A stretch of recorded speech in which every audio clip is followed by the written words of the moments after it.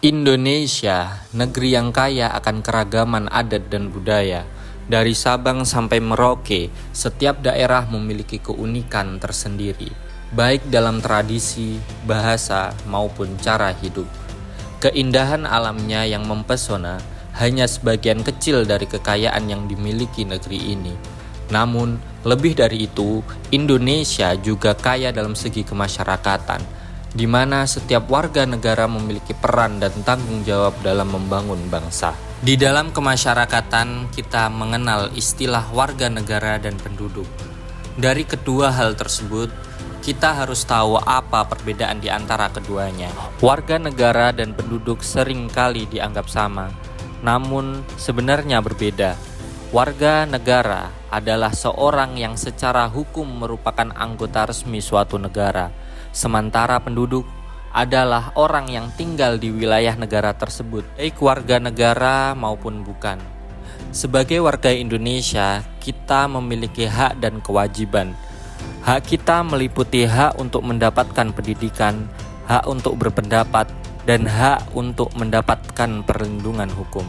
Sementara itu, kewajiban kita termasuk membela negara, menghormati hak asasi orang lain, dan mematuhi hukum yang berlaku. Namun, menjadi warga negara yang baik tidak hanya tentang memahami hak dan kewajiban. Kita juga harus memahami semboyan negara kita, yakni Bhinneka Tunggal Ika. Kemudian, apa makna dari Bhinneka Tunggal Ika? Bhinneka Tunggal Ika yang berarti berbeda-beda tetapi tetap satu adalah semboyan yang menggambarkan keberagaman Indonesia. Meskipun kita terdiri dari berbagai suku, agama, dan budaya, kita tetap bersatu sebagai satu bangsa, yakni bangsa Indonesia.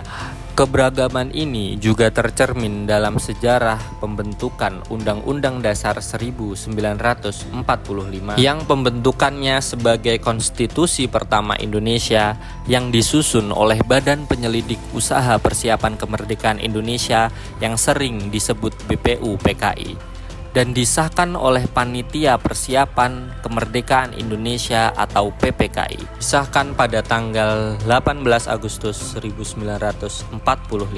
Proses penyusunannya melibatkan berbagai tokoh nasional yang berdiskusi dan merumuskan dasar-dasar negara. Undang-Undang 1945 menjadi dasar hukum bagi negara Indonesia yang merdeka. Namun di era digital ini, menjaga kedaulatan negara tidaklah mudah. Banyak tantangan yang kita akan hadapi. Di era digital ini, tantangan utama adalah serangan cyber, penyebaran informasi palsu, dan ancaman terhadap privasi data. Kedaulatan negara juga bisa terancam oleh investasi asing melalui teknologi. Untuk menghadapi ini, diperlukan kerjasama antara pemerintah, masyarakat, dan sektor swasta dalam meningkatkan keamanan siber dan literasi digital. Maka, untuk menjaga kedaulatan Indonesia dan menjaga negara kita harus sama-sama gotong royong untuk membangun, menjaga negeri kita yang tercinta ini.